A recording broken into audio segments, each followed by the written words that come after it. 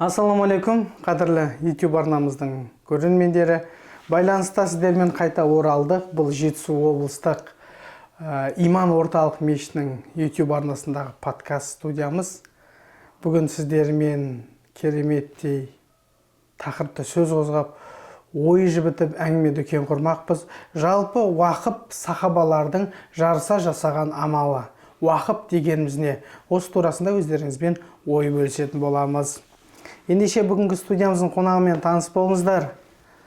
Ордыбайдың Мұхаммеді, біздің Жетісу облысы Талдықорған қалалық Жетісу мешітінің наиб имамы, ұстазы, осы өңірде халал, оңалту саласы бар, уақып саласында біраз жылдан бері еңбек етіп келе жатқан имам ағамыз. Мұқаға қош келдіңіз. Ассаламу-алейкум.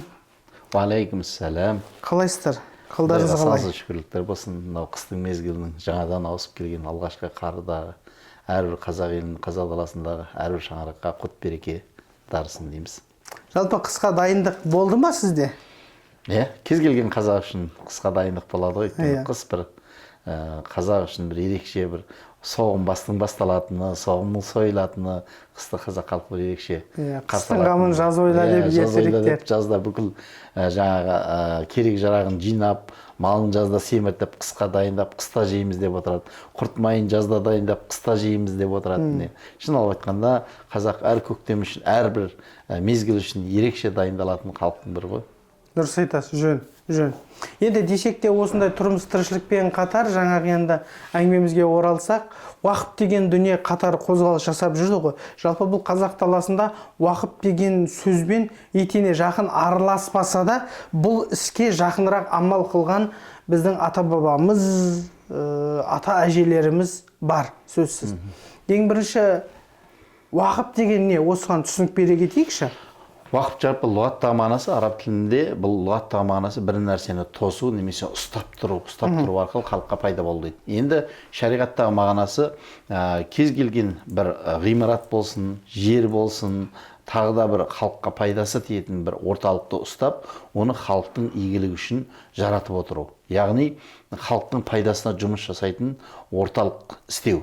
Бұл әуел қайдан шықты десеңіз, пайғамбар саллаллаху мынандай бір хадисі бар, саллаллаху иза мата ибн адам инқата амалаху дейді. Қашан адам баласы дүниеден өтсе, оның бүкіл амалы кесіледі дейді. Илля сәләса, тек үш нәрсесі ғана артынан үнемі барып тұрады дейді. Жалпы осы хадиске қарап түсінесіз, жалпы өмірді үш нәрсе құрайды. Біріншісі не деген кезде садақатул жария, малмен жасалатын үнемі барып тұратын садақа дейді. Яғни артына қалдырып кеткен. Екіншісі әл-әлми интафи пайда беретін білім қалдырып кетсе. Үшіншісі валадан салихан ядғу лаху, адам бір ізгі ұрпақ тәрбиелесе баласын, сол ізгі ұрпақтың жасаған дұғасы. Енді қараңыз, жалпы адам өмірі осы үш нәрседен тұрады. Не мал дүниеден, не білімнен, не адами жақсы ұрпақтан тұрады. Жалпы адамның өмірі содан тұрады.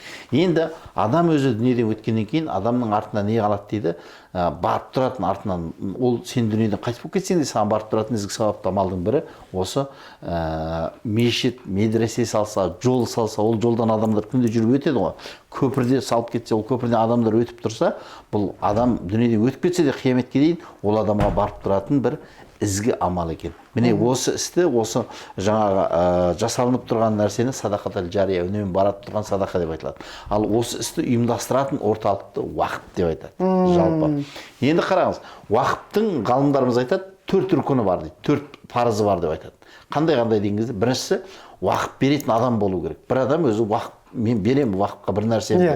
Мен жаңағы мешіт салып берем деп біреу шығуы мүмкін, біреу мен жол салып берем, біреу көпір салып берем деуі мүмкін. Сондай уақып беретін адамның болуы. Екіншісі уақыпқа арнайы бір дүние. Мен тілмен айтып қойып салам деп салмасам ол уақып болмайды. Уақыпқа арнайы бір нәрсені беруім керек. Мысалы жаңағы больница салып берем бе, мешіт салып берем бе, жол салып берем бе, мектеп салып берем бе, сол арнайы нәрсенің берілуі халықтың игілігіне. Үшіншісі, бұны арнайы орталықтың уақып орталықтары, яғни қордың соған жұмыс істеп тұруы.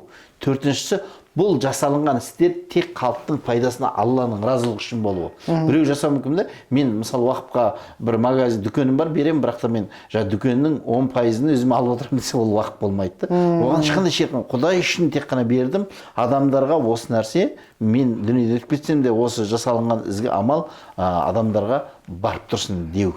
Түсінігім бойынша уақыттың мысалы бірдеңені Алла жолында халықтың игілігіне берген болсаң, оның иесі болмайды. Иесі болмайды. Енді қараңыз, уақып пен садақада айырмашылық бар. Садақа зекет бір адамға бересіз, уақып айнығы деп айтады, уақыптың дүниесінің өзі тұру керек, халықтың бір жерінде ортасында қызмет болып тұру керек. Ал садақа, мен сізге мысалы бір адамға садақа берсем, мысалы мен, немесе сіз бір адам берсеңіз, садақаны ол адам алып, өзі жеп қойса болады, өзі жаңа берген ақшаны істетіп, көлік алса болады, немесе үй алса болады. Өзінің иелігінде қолдана алады. Қолдана алады жаңа алған адам. Ал уақыптың дүниесін адамдар қолдана алмайды. Қолданады, пайдасына қолданып, одан бір пайда көреді, бірақ жекелігіне алып кете алмайды ол нәрсені. Халықтың игілігіне қызмет етіп тұратын орталықты жалпы уақыт. Бұл жаңағы сіз 4 рөкін деп 4 фарызын айттыңыз, бұл шариғаттағы орны ғой бұл, Шариғаттағы уақыптың орны осы 4 нәрсе. Түсінікті, түсінікті. Егер мынандай дүние, қараңызшы.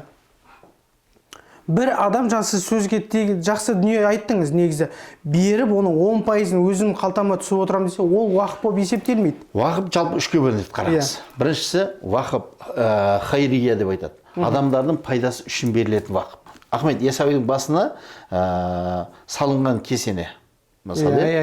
Осы кесене не үшін салынды деген кезде, бұл жалпы кесене бір жағынан мешіт құрылысын жасап отыр, мешіт құрылысы сияқты салынды. Бұл сол замандағы ары бері өткен адамдарға қонақ үй сияқты, тамақ ішетін орталық сияқты қызмет атқарып отырғанда заманында негізінде сол кезде. Қазір енді бізде мұражай болып, ол мұражай ретінде қалыптасып қалып отыр, бірақ заманында ол сондай ары бері өткен адамдарға, керуен жолдан кеткен адамдардың барлығына жатып кететін, тамақ ішіп кететін бір орталық, яғни бір не болып, жаңа қалған былайша айтқанда, сондай орталық ретінде уақып болып салынған. Ол адамдардың игілігіне, жақсылығына жұмыс істеп тұрған. Әлемде ондай орталықтар өте көп. Мысалы жаңағы арнайы, мысалы сіз Малайзияда, мысалы Египетте, немесе Сауд Арабия корольдігінде, Турцияда мысалы қарасаңыз, бүкіл больницаны бір адам салады да, бір аурухананы салады да, оның жаңағы бір жарты бөлігін Алла жолына жұмсап қояды, уақыт үшін деп айтады. Бұл жерге жағдай жоқ адамдар келіп қаралсын, ауыр операциялар жасалсын, тегін емделсін, ешқандай да әлемнің немесе біздің еліміздің кез келген жерін. Бұл уақып хайрия, Құдай үшін жасалатын уақып деп аталады. Екіншісі уақып ли ахли дейді. Адам отбасына уақып қылып кетуі мүмкін. Мен мысалы бір немесе кез келген адам бір үлкен жаңа ғимаратыма бір жер бар, менің ұрпағыма уақып қылды мынаны деп айтады. Ұрпағы сол жаңағының баласының балалары қанша бөлініп отбасы болып кетсе де, барлығы бірлікте жаңағы жерден пайдаланып отырады. Өйткені бөлек-бөлек үй болып кетсе де, бұл отбасына қалдырған уақыт дейді. Енді қараңыз, оған ешкім таласа алмайды. Енді осы екеуіне ғалымдар жасай отырып, қияс жасап, мүшарака деген уақыт жасады. Ол не? Мен мысалы бір жаңағы өзің айтқан сияқты бір орталықты ашам, бір жерді ашам, жерді жалға берем, жартысын адамдардың пайдасына берем де, жартысын менің отбасым пайдаланады десе, болам, бұл мүшарака дейді. Бұндай да уақыт жасауға болады. Жалпы жартысын менің отбасым пайдаланып отырады да, жартысын Құдайдың жолына, яғни адамдар пайдаланады дейді, оған да рұқсат етіледі. Ал енді жаңағы тек қана пайда үшін деп естілсе, ол уақыт болмайды, ол жаңағы мүшарака тағы басқа нәрсе, ол сауда ретінде болып кетеді. Сол үшін уақыт деген нәрсе, уақыпқа қойылған зат, бірінші айын дейді, қойылған заттың өзі жоғалып кетпеу керек. Жеке бір адам алып алмау керек оның өзінің несіне. Ол тек халықтың басып байлап алып алуға рұқсат жоқ. Енді уақыт қашан пайда болды деген мәселеге келетін болсақ, уақыт жалпы пайғамбарымыз саллаллаху алейхи уассаламға мұхайрия деген кісі мұсылмандықты қабылдайды. Мұсылмандықты қабылдаған кезден кейін Ухуд шайқасының алдында бұл сөз береді. Менің 7 бақшам бар дейді. Қараңызшы, 7 құрма бақшалар бар.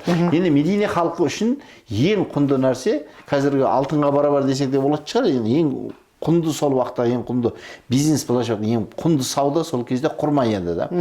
Құрма 7 бақшам бар. Мен дүниеден өткеннен кейін, енді қараңыз, ида усифту, егер мен дүниеден өтсем, ау құтилту, немесе мен өлтірілсем, яғни соғыста қайтыс болып кетсем, мүмкін қайтыс болып кетемін деді.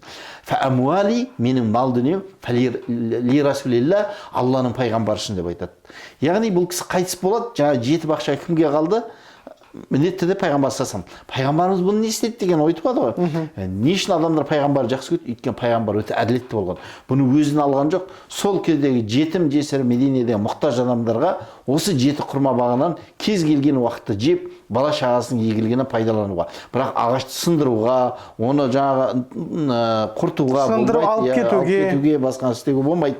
Тек қана содан жеп, отбасына пайдаланса болады деп пайғамбар салам жетім жесірлерге істеп тұрған. Енді көп санды адам. Немесе Осман радиаллаху анху, Осман ибн Аффан пайғамбар күйеу баласының құдығы, Рума деген құдықтың жартысын сатып алады. Не деп айтады? Мұсылмандарға бере салады.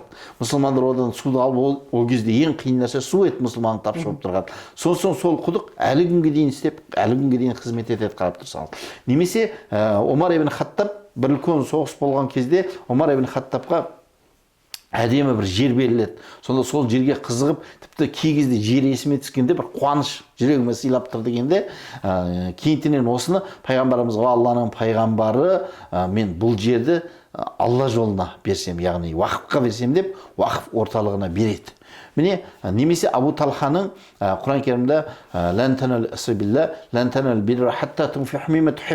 сендер өздерің жақсы көрген нәрсені Құдай жолына бермейінше ізгілікке жете алмайсың деген аят түскенде, мен онда осы нәрсемді берейін деп, өзінің ең әдемі құрма бақшасын Абу Талха пайғамбарымызға уақып ретінде жібереді. Енді қараңыз, ал тарихқа келетін болсақ, бұл пайғамбар саллаллаху бері келген. Сол нәрселердің көбі әлі күнге дейін жұмыс істеп жатыр.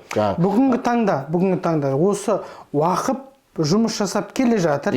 Жалпы көптеген елдердің уже іс тәжірибесінде, яғни практикасында бар дүние. Әлемдік деңгейде өткен. Әлемдік деңгейде бар деп отырсыз ғой, жаңа сөз басында айтыңыз.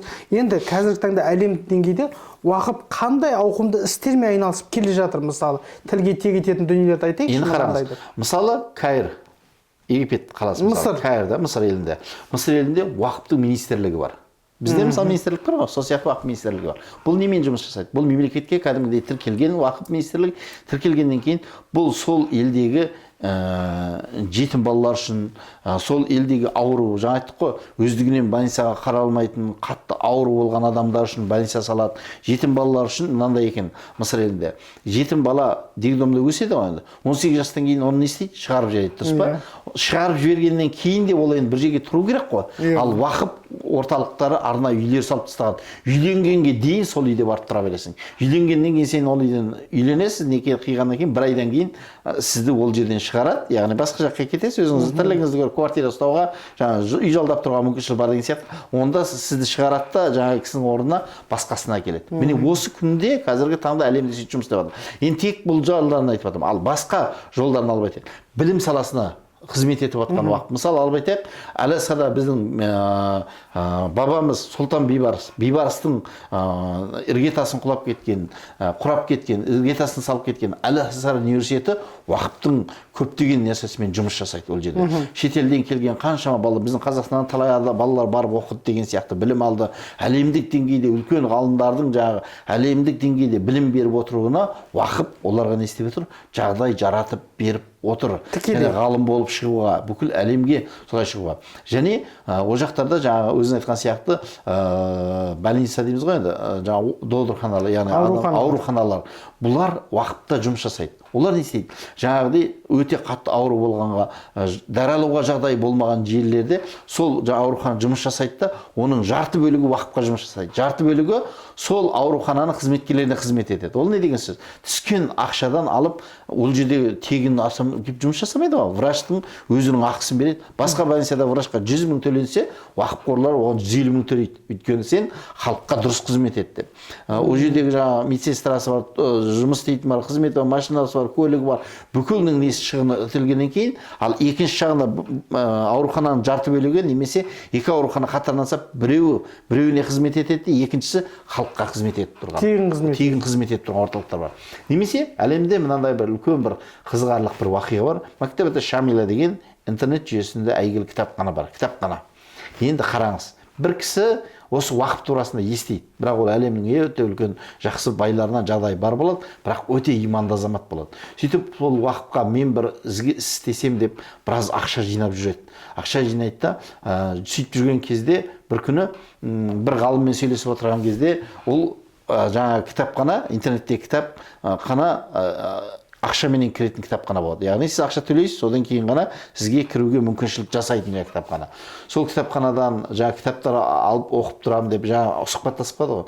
Бұл ақылы тұра ма дегенде ақылы тұрады дейді. Сөйтіп жаңағы кетеді де жаңа жігіттің ойына келеді. Мен осы кітапхананы бүкіл әлемге уақып қылып жіберсем қалай болады? Бүкіл әлемнің ғалымдары оқыса деп барады да бүкіл дүниесін сатып жаңағы интернеттегі кітапханамен сөйлесіп, соны істейді, толығымен сатып алады да әлемнің бүкіліне тегін бүкіл ғалымдар кіруге, кез келген адам, сіз де отырып кіре аласыз, кез келген кітапты, имам Бұхариді, немесе хадис, немесе әлемнің бүкіл түкпірінен қанша адам кіріп жатыр жаңа кітапханаға, сауабы әлгі жігітке не істеп тұр, ағылып барып тұр. Тіпті ол дүниеден өтіп кетсе де оған жігітке барып тұрады. Сондай жұмыс істеп жатыр. Ал бұның барлығы не? Біздің елде де, елімізде де Қазақстан мұсылмандар діни басқармасының орталығында уақып қоры ашылды ғой. Осындай деңгейде жұмыс жасау керек. Ол тек қана мешіт медресе салумен айналыспау керек. Ол білім саласымен айналысу керек. Ол жаңағы уақып қоры жаңағы жол салып берсін халыққа, жетімдер үйіне жаңағыдай жетімдердің тұратын нәрсесіне жасап берсін, немесе жаңағы қандай бір ізгілікті жасайды, мысалы білім саласында жоғары оқу, кәдімгі мектеп 11-ші классқа дейін оқиды, әлемде сондай деңгей, Малайзияда бар екен, дарынды балаларды оқытатын орталық бар екен. Бұл орталық уақып қорының атынан құрылған екен. Оған ешкім тәуелді емес. Бірақ әлемде сол Малайзия халқының қандай дарынды бала бар, өзін көрсетіп, сабағы осындай 5-те болып тұр, оны алып келеді де жаңағы орталық оқытып, тегін киімін, тамағын, жатағын, еш нәрседен уайымдатпастан жаңағы жерде оқытады да, қайтадан ол баланы жібереді. Ертең ол бала кімге? Халыққа, елге қызмет етеді. Өзі көрген бүгінгі жақсылығын кімге? Еліне, халқына, отбасына ертең пайда алып келеді. Сондықтан уақыптың арғы жағында үлкен пайда бар. Шынап айтыңызда, халыққа пайдасы бар ізгі амал.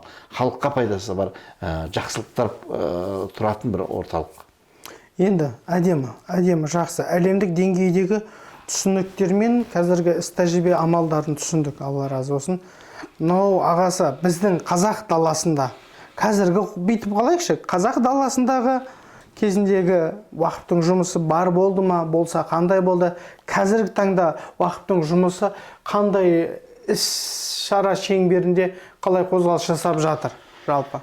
Жалпы қазақ даласына келсек, жаңа Ақсақ Темірдің салған несін айтты, Ахмет Ясауи кесенесін салу. Ең алғашқы салынған жалпы қазақ даласындағы осы. Өйткені бұл бүкіл түрік әлемдеріне қызмет етіп тұрды. Өткен кеткен барлық керуендерді күтіп алып, оларды тамақтандырып, оларды жолға салып, жолаушыларға, елге, халыққа бір жағынан қонақ үй, бір жағынан тамақ ішетін, жай бір жағынан білім беретін адамдар, қаншама білім алған білім орталығы, жан-жақтылы уақып арқылы осылай қызмет етіп тұрды. Немесе кешегі Сұлтан Бейбарыс бабамыздың Әл-Харам мешітінде уақыппенен кеңейткен, қазіргі біз қажылыққа барып жүрген Сұлтан Бейбарыс бабамыз соны уақып қорлары арқылы кеңейткен. Немесе пайғамбарымыздың Набауи мешітінің кеңеюіне, оның сәулетті болуына да сол уақып қорлары арқылы жұмыс істеген. Әл-Ақсадағы жаңа Иерусалимде Әл-Ақса мешітіне де ол кісі осы арқылы кеңейтіп отырған. Ал кешегі Құнанбай бабамыздың салдырған Қарқаралыда мешітте, яғни мешітті салдырып халыққа қызмет етіп, уақып арқылы жұмыс жасап отырған. Қазақ даласының әрбір түкпіріне барсаңыз, бұл барлық жерінде бар. Немесе Құнанбай бабамыздың Меккеге барған Меккедегі салдырған қонақ үй тақиясы ғашап айтқан кезде. Оны Қазан қаласында 1874 жылы Құнанбай бабамыз салса, 1884 жылы Қазан қаласының баспасында біз Құнанбайдың қонақ үйінде болдық деп Қазан қаласының баспасында жазылған тарих беттерінде көрсетіліп тұр. Яғни, ол кезде тегін барып жатқанда, былайша айтқанда, келген қонақтарды қабылдап алып, сөзге қалдырып кеткен. Құнанбай бабамыз 1 жыл тұрған, соны салған, кейіннен сол қонақ үйді, яғни адамды күтіп алатын орталықты не істеді? Құдай үшін менің атынан болсын осы Меккеде деп тегіннен істеп кетті. Уақыпқа Құдай үшін қалдырып кетті, қарап отырсаңыз. немесе кешегі қазақ даласының көптеген, мысалы осы Жетісу өлкесін алып айтсақ, Мамания мектебі болған. Білесіз, талай рулар шыққан Мамания мектебі. Маман Тұрысбек атамыздың жаңа салған 30-дан астам жаңағы әулеттің 30-дан астам ұлы адамдар шыққан бір әулеттің өзінен. Ал ол қаншама мықтылары, Ильяс Жансүгіров атамыз сонда оқыған. Біраз адамдар сол жерлерден білім алған Маман Тұрысбек. Бірақ қазір қарасаңыз орны жоқ. Бірақ сол жерде ол кішкентай ғана жерде мектеп болып қалыптасты. Өзінің мал дүниелерін, сол Маман Тұрысбек аталарымыз аталарынан қалған мал дүниені не істеді? Уақып қылып Құдай жолына салып, сол жерден оқыған қазақ жастарына білім беріп отырды, тәрбие беріп отырды. Сол жерден бар Бұхарадан адамдарды оқытып әкеп, ұстаздарды оқытып әкеп, халыққа не істеді? Білім беріп отырды. Мыржақ бабамыздың былай айтатын жақсы сөз бар ғой. Жарарыг ортада мешіт салсақ, жиналып байларымыз уақып қылсақ, арада бір фазылды ғалым сайлап, жиналып 5 намазға күнде барсақ. Қараңызшы, жарарыг ортада мешіт салсақ дейді, мешіт салсақ. Жиналып байларымыз уақып қылсақ дейді. Көрдіңіз бе? Уақып деген, яғни сол заманда алаштықтардың да білім көзін ашу үшін жаңағы Торғай облысында кеше болған мектептердің барлығы, қазақ даласында болған мектептердің барлығы да уақып қорлары арқылы не істеп жұмыс жасап отырған. Ал қазіргі таңда муфтият бұны қолға алып жатыр. Қазір Қазақстанның жер-жерінен түкпір-түкпіріндегі жаңағы облыстардың барлығында арнайы орталықтар, ұстаздар, мамандар қойып, сонымен жұмыс жасап жатыр. Бірақ келешекте осыны арттыру керек деп ойлаймын. Мысалы, сіз қараңыз, көп орталықтар әлемде білім беретін. Жаңағы мысалы Түркияның мына білім саласындағы арнайы орталықтар бар. Олардың көп уақып арқылы не істейді? Жұмыс жасайды. Малайзияның да білім саласында көптеген орталықтары бар. Бұл уақыптың бір несі, жаңа айттық қой 4 нәрсе. Оның біреуі Алла үшін дегенде тек қана жақсылыққа жұмыс жасайды. Уақыттың ақшасымен казино салуға болмайды. Уақыттың ақшасымен клуб салуға болмайды. Уақыттың ақшасымен жаңа адал етілінбеген, мысалы, арақ заводын салып оны дамытуға болмайды. Арам жолға жұмсауға рұқсат жоқ. Адал жолға жұмсалады. Құдай үшін ғана жұмсалады. Және Құдай үшін жұмсалған жерде не болады? Берекет болады. Елдің игілігі үшін жұмсалған жерде жақсылық болады. Уақытқа жиналған қаражатты да белгілі бір дәрежеде осындай бір ұзақ мерзімді ауруға шалдыққан жандарға жұмсауға бола ма негізі? Жеке бір адамның. Жоқ, егер мынандай зат қараңыз. Егер жоқ, уақытқа жиналған, уақыт негізі қаражат ретінде болмайды. Қаражаттың қажет бол. Мысалы, ол бір орталық ретінде. Жаңа айттым ғой, ол мүмкін бір додырхана болуы мүмкін, қалай аурухана болуы мүмкін, немесе ол мүмкін бір асхана салуыңыз мүмкін. Сіз адамдарға тамақ бересіз, дұрыс па? Бірақ содан түскеннен не істейсіз? Сіз ол жерде шарт қоясыз. Мынаның пайдасының, асханамның жарты бөлігі жаңа істеп отырған қызметкерлердің өзі не істейді? Здания тұрады тұрғанмен, жарты бөлігі неге? Жаңағыдай ауру адамдарға мен осыдан түскен пайдадан көмектесіп жіберемін, жәрдем етемін. Бірақ мынау тұрған ғимараттың өзі уақып Құдай үшін тұрады. Бұл қияметке дейін оның соңғы кірпіші құлап қалғанға дейін сізге не істейді? Сіз адам өзі қайтыс болып кетуі мүмкін. Бірақ жаңа нәрсе, мысалы, жаңа Құнанбай атамыз өзі дүниеден өтіп кетті. Бірақ сол ғимараты дүниеден өткенге дейін оған барып тұрады. Мысалы, Ақсақ Темір, дүниеден өтіп кетті. Бірақ әлі күнге дейін Ахмет Яссауи кесенесі жұмыс жасап тұр ма? Заманда мешіт болды, медресе болды, білім берді. Қазір тарихты айшықтайтын, үлкен біздің тарихымыздан сыр шертетін бір сәулетті орталық ретінде көрсетіп отыр. Оның барын сауабы кімге? Соны салдырған адамға барып жатыр. Сөзсіз. Кетіп жатыр. Сондықтан мешіт, медресе, кез келген нәрсе, Әлихан бабамыздың сөзі бар екен. Кез келген қазақтың болысы өзіне уақып ретінде мешіт, медресе немесе халыққа пайдалы бір нәрсе салуды айтар едім, тапсырар едім деп айтады. Жақсы, Алла разы болсын. Енді мынандай дүниеде сөзсіз ертең бұл видеомыз YouTube-қа шығады, ары қарай қаралым жинайды бұйырса. Жақсы адамдар ой түйіп, бұл екеуміздің жай әңгімемізден біреумен болса да біреуге бір ішкі ой туындатып, осы уақып жолында жақсы істер амал жасауға бір септігі тиіп қалар деген ниет. Алла разы болсын. Егер, иншалла, дәл осылай амал жасайтын болсам, мен де Алла жолында осында уақып қылат болсам, белгілі бір дүниемді деп, бізді болашақта көреді бір адамға сонда ой келіп деңізші. Оған қандай пайдасы болуы мүмкін? Жалпы уақыптың пайдасы қандай? Жеке басы үшін. Дұрыс айтасыз. Біріншіден, пайғамбар саллаллаху айтады ғой, садақа келе жатқан пәлені қайтарады. Садақа мал дүниені өсіреді. Сізде мысалы екі жер бар, дұрыс па? Біреуін кімге? Уақып Аллахқа Құдай үшін бердіңіз. Дұрыс па? Екінші, жердің Алла берекетін асырады. Өйткені сіз бұл нәрсені кімге, бұл қарызды кімге беріп тұрсыз? Маған берген жоқсыз. Оны мүфтиятқа беріп отырсыз, оны кімге бересіз? Құдайға беріп отырсыз да. Ал Құдай Тағала қасиетті Құранда Құдай өзіне берілген қарызды есесімен қайтарады деп айтпай ма? Яғни есесімен артығымен қайтарып береді дейді да. Сондықтан да ол іс кімге жұмыс жасайды? Халықтың пайдасына. Ал халықтың алғысын ал деп қазақ бекер айтты ма? Бекер айтпайды. Халықтың жақсылығын ал, алғысын ал дейді. Халықтың алғысын алу, бағанағы хадистің басына қайтатын болсақ, 3 жолмен болады. Ол бірі жаңағы мал дүниеңізбен болады. Міне осындай ізгі амалыңызбен алғысын аласыз. Немесе пайдалы біліміңізбен. Кешегі Алихан бабаларымыз, Міржақып бабаларымыз, Абай Хакимға біз бабамызға алғыс айтамыз. Неге айтамыз? Ол кісі бізге ештеңе берген жоқ. Неге ол кісіге алғыс айтамыз? Себебі ол кісінің айтып кеткен өлең жолдары адамның жан дүниесіне не береді? Шабыт береді, білімі бізге пайда береді. Біз сол үшін алғыс айтамыз. Бірінші немен? Жаңағыдай халықтың алғысына бөлену, біліммен болсын, мал дүниемен. Үшіншісі ізгі ұрпақпен дейді. Жақсы бір ұрпақтар беріп кеттің. Ертең мысалы сіздің сол істеп кеткен ісіңіздің ұрпағыңыз өнеге тәрбие алады. Ал өзіңізге Алла Тағала сол үшін өміріңізге де ұрпағыңызға да сол арқылы берекет береді. Ал арғы дүниеде енді ойлаңыз, сіз жаңа салып кеттіңіз, ол жалғасып тұрады да.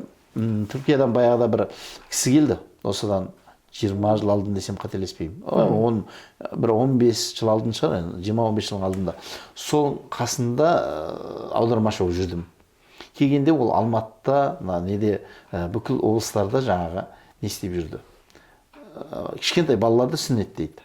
Сұрайым ғой, сіз енді осы үшін ақша алмайды ол. Бүкіл Қазақстанда, Моңғолияға шығады, Өзбекстан, Қырғызстан, енді жалпы біраз елдерде кішкентай балаларды тегін сүннеттеп береді. Лазерменен сүннет жасап береді. Тегін айтады, осы орталық келіңіздер дейді. Бір күні мысалы Алматыда болады, бір күні Талдықорғанда болады деген сияқты. Сөйтіп сонда бірге болып қалды. Сонда мен сұрадым да енді, бұл қалай сонда десем, мен Уақыптың больницасында жұмыс істеймін дейді жаңа кісі. Сіз айлық алмайсыз ба десем, жоқ, маған 2 есе төлейді дейді. Мен хирургпын, маған 2 есе төлейді дейді. Басқа больницаға жұмыс істесем, маған 100 мың берсем, менің өзімнің больницам 2 есе төлейді. Неге деймін ғой? Өйткені оларға жақсы білімді врач керек дейді. Неге десем, өйткені ол больница жаңағы халыққа жұмыс істейді, Түркия халқына жұмыс істейді дейді. Содан шығып біздің басшымыз, Уақыптың директоры бізді сен жаңағы былайша айтқан кезде іссапар дейді ғой, командировка дейді ғой. Іссапарға шетелге барып кел, жолақың 2 жалақыңменен қоса болады деді. Мен келдім. Мен енді бұл жақта қызметімді адал етемін. Енді ол сөз әңгіме қайдан шығып қалды? Әңгіме біз 30 бала деп айтқан жерде тағы 2 адам келіп тұр екен. Жай болып кетті, сағат 12 болып кетті. Ертең келсе қайтеді. Ертең басқа бір қалада болатын. Сол жерге келіңіздер деп айтайық деп едік, өйтіп айтпаңдар. Мен жасап кетемін деді ғой. Ұйықтамасам да жасаймын деді ғой. Соны мен айттым ғой, сіз қалай қажырлы, енді мына осындай өз еңбегіңізге адал екенсіз дегенде, мен енді осы Құдай үшін бұл қалай сонда, не ақша алмайсыз, сіз қалай тегін жасап жатсыз бұндай істе дегенде, мен Уақытта жұмыс істеймін, тегін істеген жоқпын мен. Мен бала шағам да пақасын, бірақ 2 есе жалақымды аламын. Бірақ мені бір нәрсе қуантады дейді. Бірінші жұмысымның, өзімнің жұмысымды сүйем дейді. Және сол жұмысты нәпақасын алсам да Құдай үшін істеп жүрген нәрсе мені қуантады дейді. Құдай үшін жасап. Сол үшін мен оған жаңағы қиянат қылу хақым жоқ дейді. Түнімен болса да мен жасауым керекпін дейді. Өйткені Құдай маған сонша беріп жатыр ғой дейді жаңағы. Шын алып айтқанда Уақыпқа, сол кісі айтты сол кезде. Уақыпқа біреу малын арнайды, біреу жанына. Бұл кісілер малын арнап маған төлеп жатыр дейді жаңағы өзінің орталығын айтып отыр. Ал мен өзімнің еңбегімді Уақыпқа арнағым келеді дейді. Еңбектерімді арнағым келеді дейді. Түсінікті. Жақсы, Мұқаға Алла разы болсын. Жақсы әңгіме өріп өттік. Енді біздің осы айтқан дүниелеріміз бірнеше адамның, оның ішінде бір адамның жүрегіне қона біліп, Уақып үшін игі істер жасауда бір адамға себепкер болсақ, біз де өтер сауаптан махрұм қалмаймыз деген үміт қой. Алла береке берсін. Құдай үшін жасалған істе әрдайым береке болады сөзсіз. Мұқаға Алла разы болсын. Алла сіңізді берекелетсін. Дін жолындағы қызметіңізді Алла берекелетсін. Сүбелі сондай бір әңгіме, дүкен, сұхбат құрдық. Алла сауаптан жассын дейміз. Ал қадірменді YouTube арнамыздың көрермендері, сіздермен біз қоштаспаймыз. Келесі кездескенше дейміз. Біздің Жетісу облысы бойынша орталық иман мешітінің подкаст студиясы Арагідік араға айлар салып, күн санап, апта салып байланысқа шығып отырады. Түрлі діни тақырыптарды қозғап келе жатырмыз. Әлі де болса болашақта қозғаймыз деген ниет бар. Ең басы тіркеліп жазылып кетіңіздер. Әрбір жасалған істе, Алланың разылығы үшін жасалған істе береке барын ұмытпайық. Сіздермен болған мен, Кеңесбектің Ерланы, Алланың жақсы күнде жолыққанша.